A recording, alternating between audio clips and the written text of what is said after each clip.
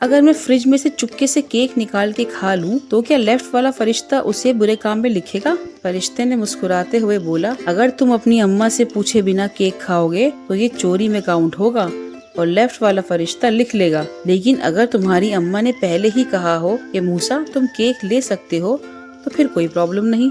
मूसा ने फिर पूछा, लेकिन अगर अम्मा सो रही हो और उन्होंने साफ मना भी नहीं किया हो तो फिर? फरिश्ता तंग आके बोला, अरे मूसा, अगर किसी चीज की परमिशन ना लो और बस चुपके से ले लो तो वो भी गलत ही होता है ना। मूसा शर्मिंदगी से बोला, मैं तो बस ऐसे ही पूछ रहा था।